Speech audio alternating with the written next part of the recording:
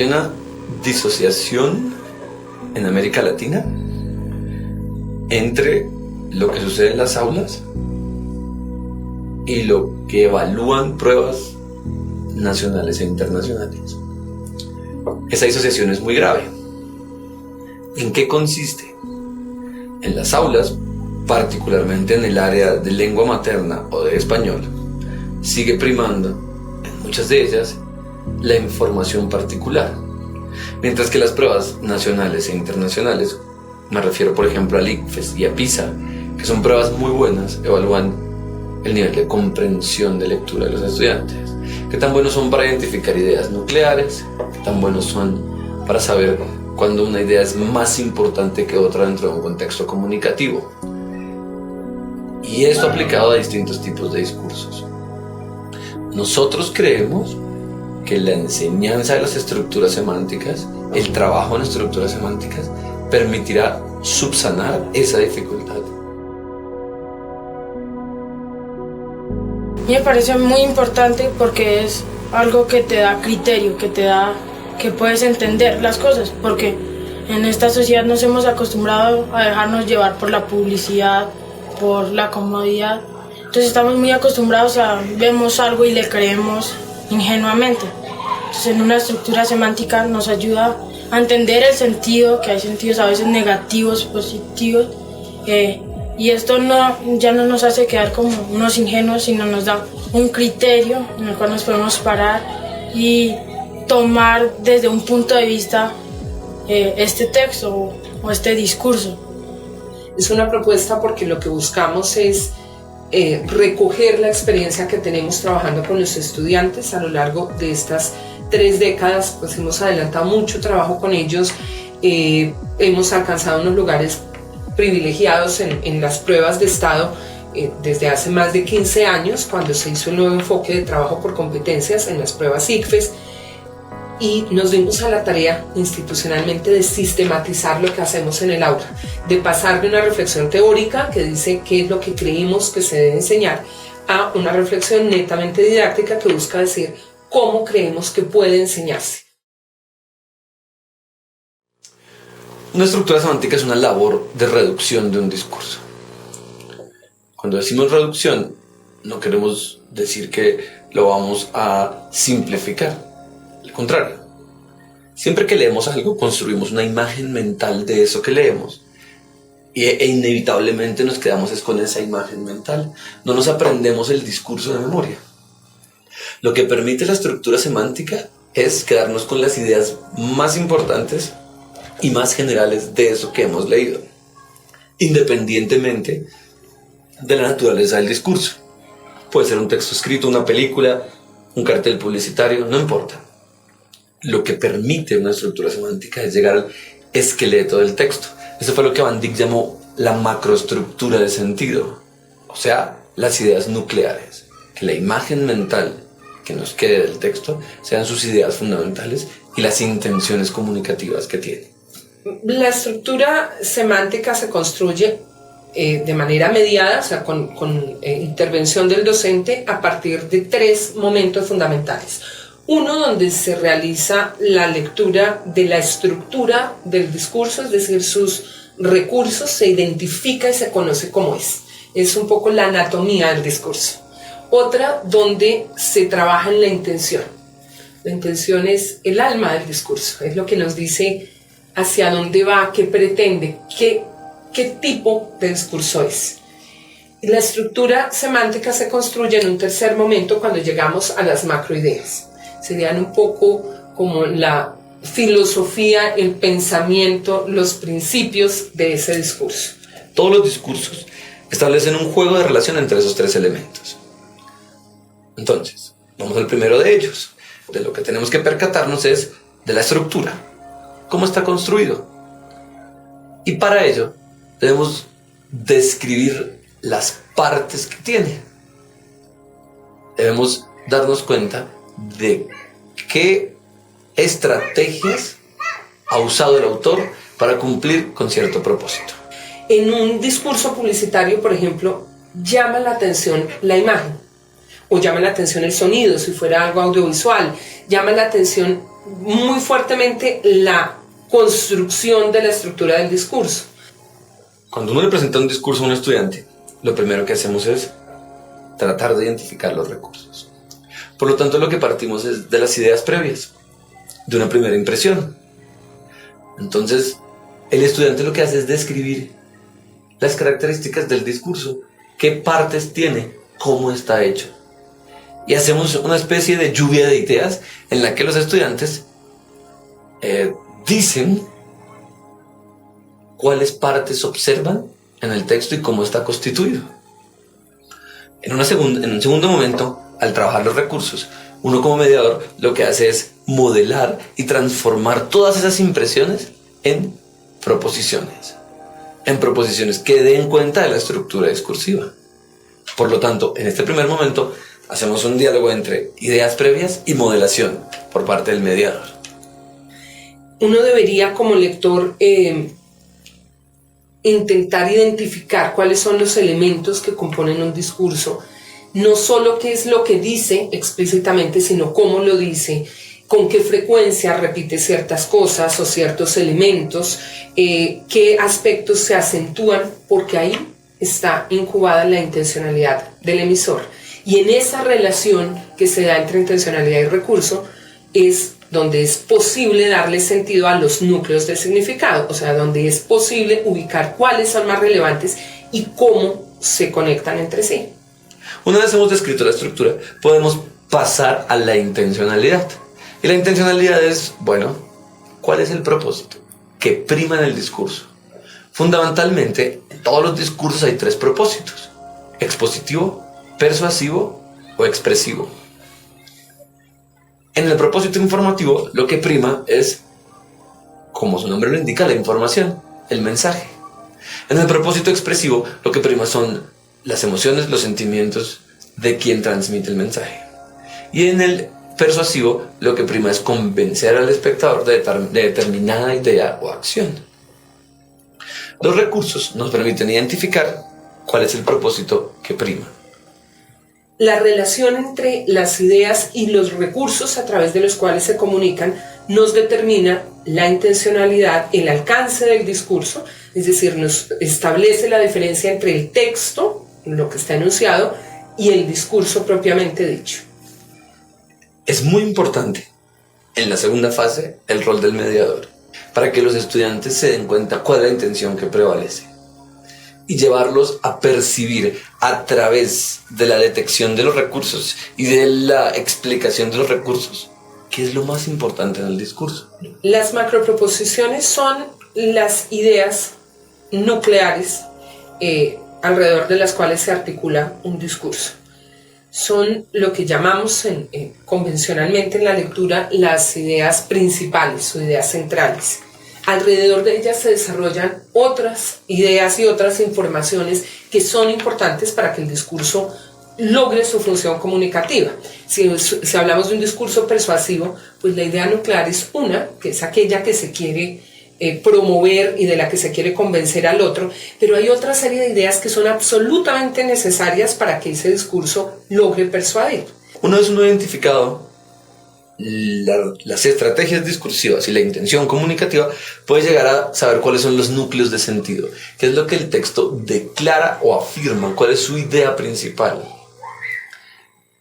Y es más, podemos encontrar varias declaraciones, varias ideas nucleares, y luego elegiríamos entre ellas cuál es la más importante. Si bien es una relación dinámica entre las tres, es decir, no va primero una y luego la otra, si uno empieza a trabajar en esa relación entre recursos, intención y macroproposiciones, va a ir construyendo la estructura semántica de los discursos. Para poder llegar a ellas, a las macroproposiciones de cualquier discurso, nos apoyamos en un modelo bastante conocido, bastante difundido en el mundo y en América Latina, que es el modelo de Van Dyck, quien nos habla de tres macroreglas o tres reglas que permiten construir macroideas. Habla de supresión cuando queremos eliminar información que, digamos, que cumple una función de menor relevancia en el texto. habla de construcción cuando lo que estamos buscando es acercar segmentos de información o formar nuevas ideas a partir de fragmentos del texto, y habla de generalización cuando lo que buscamos es formular una idea más general que bien puede estar explícita en el discurso o que hay que inferir de este. Y que podrían de esta manera estas tres reglas ayudarnos a establecer cuáles son las ideas nucleares en un discurso. En las macroproposiciones, el rol del mediador consiste en que el estudiante identifique los núcleos de sentido. Es decir, en que la información principal, la declaración, que es una palabra fundamental en esto de las macroproposiciones, lo que el texto está afirmando o declarando, sea lo que identifique como principal y que las demás ideas queden en un segundo plano. O sea, el profesor es fundamental para que el estudiante pueda seleccionar la información más relevante en el discurso, tiene que guiarlo hacia allá. Fíjate que hay mucha modelación en esto. Se parte de unas ideas previas, pero esas ideas previas son modeladas y el mediador va guiando a los estudiantes hacia cierta intencionalidad comunicativa, a que se dé cuenta de que hay cierta intencionalidad que prima, y en el caso de la macroproposición, a que el estudiante se dé cuenta que hay ciertos núcleos de sentido que son más relevantes como información que otros dentro del texto. Esto es fundamental para que después el estudiante pueda hacerlo por su propia cuenta, sin necesidad del mediador. Si no hay una buena modelación, no va a ser posible. Las estructuras semánticas no nacen de forma silvestre y los estudiantes no van a poder lograr diferenciar la información relevante de la no relevante en un texto, sino hay primero una fase de mucha modelación y de mucha guía por parte de un mediador que tiene buenos procesos de comprensión de lectura.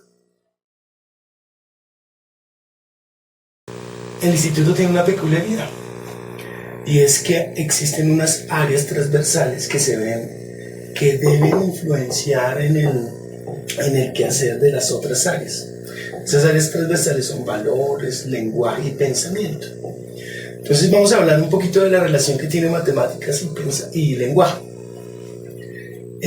La didáctica que hizo Henry y Vanessa sobre estructuras semánticas se ven muy reflejadas a la hora de que los muchachos se ven enfrentados a situaciones problema. Los enunciados, las gráficas, las tablas son un tipo de discursos. Como son un tipo de discursos, ellos tienen que entender cuál es la estructura de ese discurso. ¿Para qué? Para que puedan hacerle, digámoslo así, como la traducción al lenguaje matemático y con eso lo puedan pues comprender y modelar la situación matemáticamente.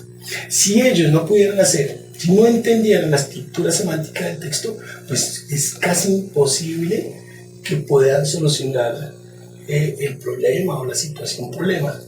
Es decir, eso de la estructura semántica es necesaria a la hora de resolver problemas. Pues la importancia de esta didáctica para el desarrollo del pensamiento es cómo los estudiantes empiezan a encontrar relaciones entre los textos. Si bien lo que hace el pensamiento en sí es establecer relaciones primero entre proposiciones, después entre conceptos, ¿sí? Y después entre hipótesis y argumentos. Esta didáctica lo que le permite al estudiante es encontrar esas relaciones, pero ya en un contexto mucho más amplio que es el discurso.